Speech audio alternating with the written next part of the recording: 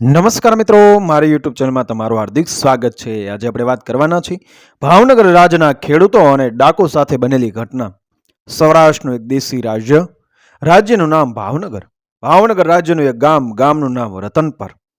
રતનપર ગામના ભલા ભોળા માણસો મહેનત કરે, મજૂરી કરે, ખેડૂતો ધરતી ખેડે, અન્ન ઉગાડે, ગામમાં બીજા લોકો પણ રહે। દરજી ખેડૂતના કપડાં સીવે, લુહાર ખેડૂતના ઓજાર ઘડે, સુતાર ખેડૂતોના ગાડા, હળ, હાથી એવા સાધનો તૈયાર કરે। આમ ગામ લોકો સૌના કામ કરે, મહેનત કરે, પરસેવો પાડે। આવા રતનપર ગામ માથે સાંજ પડી ગઈ છે। સૌ જમી પરવારીને થાક્યા પાક્યા ઊંઘી ગયા છે। દીવા બુજાઈ ગયા છે, ગામ ઉપર અંધારા ઉતરી ગયા। સૌ મીઠી ઊંઘની મજા માણે છે। બંદૂકોના ત્યાં ગામમાં ભડીંગ ભડીંગ ભડાકા થયા। નાના છોકરા ચૂપ થઈ ગયા, માંદા માણસોના ખોંકારા થંભી ગયા। સૌ ડરના માર્યા ચૂપ થઈ ગયા। ગામમાં ડાકુ આવ્યા। ડાકોએ ગામના ચોકિયાતને પહેલા પકડ્યો। ચોકિયાત સામે બંદૂક તાકીને એક ડાકુ બોલ્યો, ઝીણા કણબીનું ઘર બતાવ। ગામમાં ઝીણા નામના ખેડૂતનું ઘર। ઝીણો ખેડૂત પૈસાદાર માણસ, ડાકુને એનું ઘર લૂંટવું હતું। ડાકુની બંદૂક જોઈને બિચારો ચોકિયાત તો બીકનો મારો બોલ્યો, ચાલો બતાવું। આગળ ચોકિયાત, પાછળ એ ડાકુ। બીજા ડાકુ ગામના ચોકમાં પહેરો ભરવા ઉભા રહ્યા। બે ડાકુઓ પહોંચ્યા ઝીણા ખેડૂતની ડેલી પાસે। જઈને તેમણે ડેલી ઉપર બંદૂકના કંદા ઠોક્યા ને બોલ્યા, જત ડેલી ઉગાડ, નહીતર બારણા તોડવા પડશે। ભડાકે દઈશ। મોતની બીકે જાણે મળદું ઉઠે એમ ઝીણો પટેલ કમતો ઉઠ્યો। ડરતા ડરતા ડેલી ઉગાડી। સામે કાળજાળ બે ડાકુઓ દેખાણા। એના અંગેથી પરસો છૂટી ગયો। બાપરે, હવે શું થશે? ડાકુએ ડારો દીધો, કાઢી આપ દાગીના, રોકડા રૂપિયા, મોડે કરીશ તો ગોળીએ મારીશ। ઝીણા પટેલના છોકરા બિચારા બીકના માર્યા પારેવાની જેમ ફફડવા માંડ્યા। ઝીણા પટેલે કંપતા હાથે પટારો ઉઘાડ્યો। અંદરથી સોના રૂપાના દાગીના કાઢી આપ્યા। રાણી છાપના ચાંદીના રોકડા રૂપિયાની કોથળીઓ કાઢી આપી।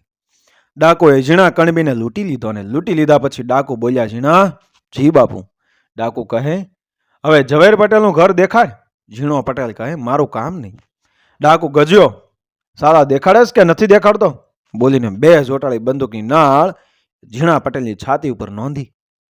એ જોઈને ઝીણો પટેલ ચાવી દીધેલું પૂતળું ચાલે એમ મોતની બીકે ચાલવા માંડ્યો। એણે ઝવેર પટેલનું ઘર દેખાડ્યું। ડાકુએ ઝવેર પટેલના ઘરને લૂંટી લીધું। પછી ડાકુએ રવજી ભગવાન નામના ખેડૂતનું ઘર લૂંટી લીધું। કણબી આંબા ભગવાનના પટારા ઉઘડાવી સોના ચાંદીના દાગીના અને રૂપિયા બંદૂક દેખાડી પડાવી લીધા। જાદવ રામા અને દીપા દયાળ નામના ખેડૂતોના ઘર લૂંટી લીધા। આમ વહેલી સવાર સુધી રતનપર ગામના સુખી ગણાતા ઘરો લૂંટીને મોટી માલમત્તાની લૂંટ કરીને બહારવટિયા ઘોડા ઉપર ચડીને ભાગી છૂટ્યા। ભાવ દોસ્તો, એ જમાનો દેશી રજવાડાનો હતો। એ વખતે સૌરાષ્ટ્ર કાઠિયાવાડના નામે ઓળખાતો હતો। નાના નાના રાજ્યો હતા। બહારવટિયા એક રાજ્યમાં ગામડા લૂંટીને બીજા રાજ્યમાં ચાલ્યા જાય। જે રાજ્યનું ગામડું લૂંટાણું હોય એ રાજ્યની પોલીસે બીજા રાજ્યના રાજાની મંજૂરી લેવી પડે તો જ એ રાજ્યમાં દાખલ થઈ શકે। આવી રાજની વ્યવસ્થા હતી। રતનપર ગામ લૂંટનાર બહારવટિયા હતા, જેમાં એકનું નામ રામલો, બીજાનું નામ ગેમલો। રામલો અને ગેમલો બંને ભાઈઓ। પહેલા રામલો છે ગામડા લૂંટતો, પછી ગેમલો એનો સાથીદાર બન્યો। રામલો એકવાર પોલીસને હાથે પકડાઈ ગયો એટલે પુરાયો જેલમાં। પાલીતાણાની કાજળ કોટડીમાં રામલો મૂંઝાણો, હવે શું કરવું? એક અંધારી રાતે રામલો અંધારી કોટડીમાં વિચાર કરે છે, હવે નીકળવું કેમ? પોલીસ પહેરો, હાથમાં બેડીઓ, અંધારી રાત, કાળીઘોર અંધારી કાજળ કોટડી। રામલે જેલના સળિયા ઉપર પગ ભરાવ્યા, સળિયા વાળીને બહાર નીકળ્યો। પોલીસ ઝોંકા ખાતા હતા। રામલો જેલ તોડીને ભાગી છૂટ્યો। ભાગીને ગેમલાને લઈને બહારવટે નીકળ્યો। ટોળી બાંધી। ટોળીમાં કોણ કોણ ભર્યા? એક શંભુ કોળી, બીજો ઝીણો ભરવાડ, ત્રીજો કર્ણા વજા, ચોથો કાનરા રામ અને પાંચમો સીધી નારણ અને રામલો ગેમલો તો ખરા જ। આમ 7 બહારવટિયાની ટોળી બંધાણી। રાત પડે ને ગામડા લૂંટે, દિવસ ઉગે ને ખેડૂની સ્ત્રીઓ પાસેથી ખાવાનું પડાવે। માણસો ડરવા લાગ્યા, ખેડૂઓ કંપવા માંડ્યા। રતનપર ગામ તો ભાવનગર રાજ્યનું ગામ। રતનપરના ખેડૂઓ બીજે દિવસે ઉપડ્યા ભાવનગર। ભાવનગર જઈને ફરિયાદ કરી. છેલભાઈ દવે તે વખતે ભાવનગર રાજ્યના પોલીસ વડા રતનપરના ગામ લોકોની ફરિયાદ સાંભળી સૌને હિંમત આપી, સૌને ખાતરી આપી કે રામલા ગેમલાને પકડવા પોતે પોલીસ પાર્ટી લઈને જશે. છેલભાઈમાં સૌને વિશ્વાસ, સૌને ભારોભાર ભરોસો. છેલભાઈ બોલે તે કરી બતાવે એવો બહાદુર અને બળિયો બ્રાહ્મણ. રતનપરના ખેડૂતો રાજી થતા થતા પોતાને ગામ ગયા. છેલભાઈએ ફોજને તૈયાર થવા હુકમ કર્યો. છેલભાઈનો હુકમ થતા જ ફોજે ખાકી ગણવેશ ધારણ કર્યો, ગળામાં કારતૂસના હારડા પહેર્યા, હાથમાં બંદૂકો લીધી, ઘોડા ઉપર સવારી કરી ફોજ ઉપડી. સાંજ થતા તો ફોજ સિંહોર નામના ગામમાં આવી. સિંહોર ભાવનગર રાજ્યનું ગામ. ગામમાં સરકારી ઉતારો. ઉતારામાં છેલભાઈએ પડાવ નાખ્યો ને છેલભાઈએ બાતમીદારોને છોડી મૂક્યા. બીજા દિવસની સાંજ છે. આવમાં સંધ્યાના રંગો ઘૂંટાઈ ગયા છે. એવે વખતે છેલભાઈ સરકારી ઉતારામાં આંટા મારે છે અને થોડી થોડી વારે આસપાસના ગામડાના રસ્તા ઉપર નજર ફેરવી અને બાતમીદારોની વાટ જુએ છે. એને તો બસ મનમાં એક જ લગન છે કે ભાવનગર રાજ્યમાંથી ચોર, ડાકુ, લૂંટારાઓને પકડીને પૂરી દેવા છે. ન પકડાય તો ગોળીથી ઠાર કરવા છે. પ્રજાને સુખ આપવું છે, પ્રજાને સલામતી આપવી છે. એક બાતમીદાર આવ્યો. નામ એનું રૂખડ જાતનો એ કોળી, પણ સગડ શોધવાની કળામાં પાવડધો, બાતમી મેળવવાની આવડતમાં કાબેલ. રોકડે આવીને છેલભાઈના કાનમાં વાત કરી કે રામલા ગેમલાની ટોળી રણોલ ગામમાં આશરો લઈને પડી છે, બાતમી પાકી છે. સાંભળતા છેલભાઈ ફોજને હુકમ દીધો. ફોજ તૈયાર થઈ.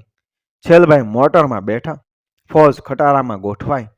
ધૂળના ગોટા ઉડાડતી મોટર ઉપડી અને પાછળ ખટારો દોડ્યો.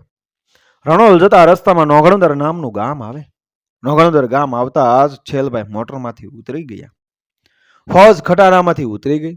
છેલભાઈ આગળ અને પાછળ ફોજ ચાલવા લાગી. મોટરના અવાજથી બહારવટિયા ચેતી જાય એટલે છેલભાઈ પગપાળા ફોજ લઈને એ રણોલ ગામ પાસે પહોંચ્યા. પહોંચીને છેલભાઈ હુકમ કર્યો કે ગામને ઘેરો નાખો. ફોજ ભરી બંદૂકે ગામ ફરતી ગોઠવાઈ ગઈ. ગામમાંથી ન કોઈ બહાર નીકળી શકે કે ન કોઈ અંદર જઈ શકે, આવો કડક પહેરો ગોઠવાઈ ગયો. છેલભાઈ પોલીસની એક ટુકડી લઈને ઉપડ્યા રણોલ ગામની એ અંદર. સૌના હાથમાં ભરી બંદૂક છે. સૌની નજર ચારે તરફ ફરે છે. ગામમાં એક ઘાંચીનું ઘર. ઘાંચીનું કામ તો ઘાણી હાંકવાનું, તાજું ચોખ્ખું તેલ આપવાનું, પણ આ તો આડે રસ્તે ચડી ગયેલો. બહારવટીયાને આશરો આપે. છેલભાઈને રૂખડ કોળીએ બાતમી આપેલી કે ઘાંચીના ઘરમાં રામલો ગેમલો સંતાણા છે. ઘાંચીના ઘર પાસે છેલભાઈ પૂગ્યા. ફરતો પોલીસનો પહેરો ગોઠવી દીધો. ઘરમાંથી સળી પણ સરકી શકે નહીં એવો કડક બંદોબસ્ત ગોઠવાઈ ગયો. સૌએ ઘાંચીના ઘર સામે બંદૂકો તાકી સાવધ થઈને બહારવટીયાનો મુકાબલો કરવા સાબદા થઈ ગયા. એટલે છેલભાઈએ પડકાર કર્યો કે થઈ જાજો ભાઈડા. ઘાંચીના ઘરમાંથી ગેમલો ગજ્યો. ભાઈડા વાળીનો કોણ છે? હું છેલશંકર. સાંભળતા જ ઘાંચી મૂંઝાણો, રઘવાયો થઈ ગયો. છેલભાઈનું નામ સાંભળતા જ એના ઘરણ મરી ગયા. નિહરણી માંડી ઘરની દિવાલ ઉપરથી ઘાંચીએ બહાર જોયું. એ જોતા જ છેલભાઈના પોલીસની ગોળી છૂટી અને ચાલાક ઘાંચીએ માથું નમાવી દીધું એટલે ગોળી માથા ઉપરથી સરકી ગઈ. બહારવટિયાઓએ બંદૂકો હાથમાં લીધી. છેલભાઈ સામે જંગે ચડવા સૌ તૈયાર થઈ ગયા. પણ ઘાંચી કહે, તમે શરણે થઈ જાઓ, નહીં તો છેલભાઈ મારું ઘર સળગાવશે, મારું ધનોત પનોત નીકળી જશે. અંદર આવી વાતો ચાલે છે ત્યાં તો બહારથી છેલભાઈની ત્રાડ પડી કે શરણે આવો નહીતર મારી નાખીશ. બહારવટિયા મૂંઝાણા.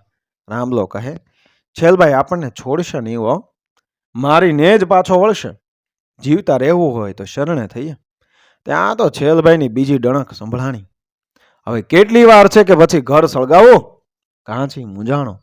રામલા ગેમલાના પગ પકડી કરગરવા લાગ્યો કે ભલા થઈને શરણે થઈ જાઓ, નહીતર મારું ઘર એ બાળી ના પૂગશે. ગેમલે અંદરથી કહ્યું, શરણે થાય પણ એક શરત. છેલભાઈ કહે, કઈ શરત? ગેમલો કહે, અમને મારકૂટ કરવી નહીં. છેલભાઈ બોલ્યા, તમને કોઈ મારશે નહીં, શરણે આવો. છેલભાઈના વચન ઉપર બહારવટિયાઓને વિશ્વાસ બેઠો. ઘાંચીના ઘરના બારણા ઉઘડ્યા. બહારવટિયાનો ભરી બંદૂકે બહાર આવતા જોઈ છેલભાઈનો અંગરક્ષક એમ માધુ મરાઠો બોલ્યો, સાહેબ સંભાળજો, ભરી બંદૂકો ડાકોના હાથમાં છે. સૌ સાવધ થયા, પણ બહારવટિયાઓએ બકરી થઈને છેલભાઈના ચરણોમાં બંદૂકો મૂકી દીધી. ત્યારે બહારવટિયાને દોરડે બાંધી પકડીને લઈ ગયા. બહારવટિયા ગાયકવાડ રાજ્યના પણ ગુનેગાર હતા. અમરેલીની જેલમાં લઈ ગયા. ભાવનગર રાજ્યની પ્રજાને નિરાંતનો દમ તાણ્યો. પણ બાલ દોસ્તો, આ તો બહારવટિયા. તોફાન ન કરે તો એને ચેન પડે નહીં. જંગલમાં ફરનારને જેલ ગમે નહીં, પણ થાય શું? રામલા ગેમલા ઉપર અમરેલી જિલ્લાના એક તાલુકામાં કેસ ચાલે. કેસના કારણે રામલા ગેમલાને તાલુકાની જેલમાં લઈ ગયા. એક રાતની વાત છે. ઊંચી પડથારવાળી ઓહરી, ઓસરી ઉપર નાની ઓરડી, ઓરડીને સળિયાવાળા બારણા. આવી ઓરડીનો કાચી જેલ તરીકે ઉપયોગ થાય. ઉપર પોલીસનો પહેરો.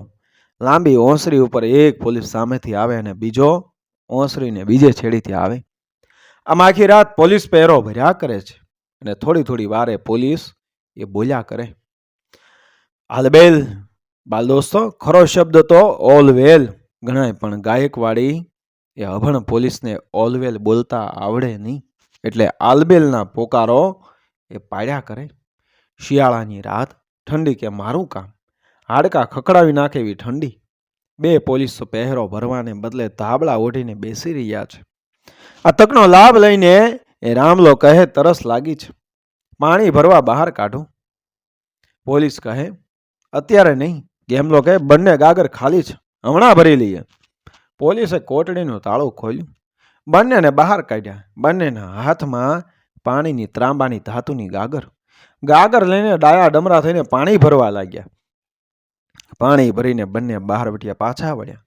માથે ભરેલી ગાગરોએ જોઈને બંને પોલીસ પાછા બેસીને વાતો કરવા લાગ્યા. એ તકનો લાભ લઈને બંને પોલીસના માથા ઉપર પાણી ભરેલી ગાગર મારીને ભાગી નીકળ્યા. એક તો કડકડતી ઠંડી, ઉપરથી ગાગરનો માર, પાછું ઠંડુ પાણી. બિચારા પોલીસ તો ડુંગરાઈ ગયા. 2-4 કલાકે ભાનમાં આવ્યા ત્યારે ખબર પડી કે બહારવટિયા ભાગી છૂટ્યા છે. પાછળ ગાયકવાડી ફોજ છૂટી, પણ બહારવટિયા તો ભાગીને પાછા ગામડા લૂંટવા લાગ્યા. ભાવનગર રાજના પોલીસ વડા છેલશંકર દવેને ખબર અપાયા કે ગેમલો ભાગી નીકળ્યો છે. છેલભાઈ કહે, હવે એને ઠાર મારવો પડશે, એ વગર પ્રજાનું દુઃખ ભાંગશે નહીં. છેલભાઈએ ભાવનગર રાજના ઢસા ગામમાં પડાવ નાખ્યો. કોઈને ખબર પડે નહીં એવી રીતે ઢસામાં મુકામ કર્યો. ખાનગી ડ્રેસમાં, એટલે કે સાદા પહેરવેશમાં પોતાના ચાલાક બાતમીદારોને છોડી મૂક્યા. બાતમીદારો બહારવટિયાનું પગેરું શોધવા માંડ્યા. ક્યાં છુપાણા છે તેની તપાસ કરવા માંડ્યા. આ વખતે બહારવટિયા ખૂબ સાવધ હતા, ખૂબ જ સાવચેત હતા. છેલભાઈ અને બહારવટિયા વચ્ચે જાણે સંતા કોકડીની રમત રમાવા માંડી. બહારવટિયા બાતમીદારોને પણ ગંધ ન મળે એવી રીતે છુપાવા લાગ્યા. પણ બિચારા બહારવટિયાને ક્યાં ખબર હતી કે આ તો ચાલાક પોલીસ અમલદાર છેલભાઈના બાતમીદારો હતા. પાતાળમાંથી પણ શોધી કાઢે એવા. 1 દિવસ ને 2 દિવસ એમ કરતા કરતા વાત ઉપર 2 મહિના થઈ ગયા, પણ બહારવટિયાનું પગેરું મળતું નથી. બહારવટિયા ગામ ભાંગીને અલોપ થઈ જાય છે, સગડ સુધા મળતા નથી. પણ આ તો છેલભાઈ પાછા પગલા ભરે તો છેલભાઈ શાના? એણે તો બરાબર બાતમીદારોનો વ્યૂહ ગોઠવ્યો. 1 દિવસની વાત, સવારનો પોર છે. પાણીયારીઓ પાણી ભરે છે. ખેડૂઓ બળદગાડા જોડી વાડી ખેતરો તરફ જઈ રહ્યા છે. ગાયો ધણમાં ભળી રહી છે. ઘમર વલોણાના અવાજો ઉડી રહ્યા છે. છેલભાઈ પૂજામાં બેઠા છે, પૂજાપાઠ કરે છે. ત્યાં બાતમીદારે બાતમી આપી કે ગેમલો એક શેરડીના વાઢમાં સંતાણો છે. સાંભળતા છેલભાઈ ઉઠ્યા. એને મન તો રૈયતને રંજાડનાર ડાકુને ખતમ કરવો, એ જ એનો ધર્મ હતો, એ જ ફરજ હતી, એ જ વફાદારી હતી, એ જ સાચી નોકરી હતી. છેલભાઈ ફોજ લઈને ઉપડ્યા. ઢસા પાસે રસનાળ નામના નાનકડા એ ગામડાની એક વાડી. વાડીમાં શેરડીનો વાઢ. દેશી અને પીરોજી જાતની શેરડીનું વાવેતર. લીલોછમ વાઢ પવનમાં હિલોળા લે છે. આસપાસની વાડીઓમાં ખેડૂઓ કામ કરે છે, પણ કોઈને ખબર નથી કે શેરડીના વાઢમાં બહારવટિયા સંતાણા છે. પોલીસની ફોજ જોઈને સૌ ચૂપ થઈ ગયા. છેલભાઈ વાઢ પાસે એ ફોજ લઈને પહોંચીને તેણે માધુ મરાઠા ઉપર નજર નોંધી અને ઈશારો કર્યો કે માધુ મરાઠે ફોજને ઈશારો કર્યો. ફોજ વાઢ ફરતી ગોઠવાઈ ગઈ. કોઈ કશું બોલતું નથી, બધું ઈશારે કામ ચાલે છે. પણ બહારવટિયાને ખબર પડી ગઈ કે વાઢની ફરતી ફોજ પડી છે, એટલે તેમણે પણ ચાલાકી વાપરી. એ પણ ચૂપ રહ્યા. ઘટાટો વાઢ શરીર સંકોરીને માંડ માંડ ચાલી શકાય એટલી જગ્યા, માણસની ઊંચાઈ કરતાં પણ ઊંચી શેરડીના ઉગેલા સાંઠા. 1 કલાક 2 કલાક 3 કલાક કોઈ સળવડ્યું નહીં. એટલે છેલભાઈએ હુકમ કર્યો, ચલાવો ગોળી. તાણી ફૂટે એમ બંદૂકોમાંથી ગોળીઓ છૂટવા માંડી. પંખીઓ ફફડી ઉઠ્યા. સીમમાં કામ કરતા માણસો વાડીઓમાં છુપાઈ ગયા. બહારવટિયાની પણ સામી ગોળીઓ છૂટવા લાગી. હોર ધીંગાણું જામ્યું. છેલભાઈએ બરાબરનો એ સાણસા વ્યૂહ ગોઠવ્યો. આ વખતે કાળજાળ હતા, ક્રોધથી ભભૂકતા હતા. ગેમલાને આજ ઠાર મારવાય મક્કમ હતા. બંદૂક નોંધીને તે પણ ઊભા હતા. પોલીસના ગોળીબારથી બહારવટિયા વાઢમાં ભાંગ ભાગ કરતા હતા. શેરડીના સાંઠા સાથે અથડાતા અવાજ ઉઠતા છેલભાઈ અવાજ ઉપર ગોળી છોડી અને શબ્દવેદી છેલભાઈની ગોળીએ ગેમલો વીંધાણો. ઓય બાપરે બોલતો બહારવટીયો પડ્યો. વાડમાંથીની લાશને ગાળે નાખી છેલભાઈ બાબરા થાણે પહોંચ્યા. ગાયકવાડના ગુનેગારની લાશને ગાયકવાડની પોલીસને હવાલે કરી ભાવનગર ચાલ્યા ગયા અને પ્રજાને પીડનાર બહારવટિયાના મોતથી પ્રજા દુઃખમાંથી છૂટી. બાળ દોસ્તો, ગેમલાની લાશને બાબરા પોલીસ થાણે નજરે જોઈ નથી. તેણે મેલેશિયા કાપડના કપડાં પહેર્યા હતા. મોઢે લાંબી દાઢી મૂછ હતા. મિત્રો, વિડીયો પસંદ આવ્યો મારી ચેનલ સબસ્ક્રાઈબ કરો, ફોલો કરો, શેર કરો. મળીએ આવી જ ઘટનાને પ્રેરણાદાયક વાર્તાઓ સાથે, આપણા ઇતિહાસ સાથે, આપણી સંસ્કૃતિ સાથે આગળના વિડીયોમાં. જય શ્રી રામ, જય માતાજી.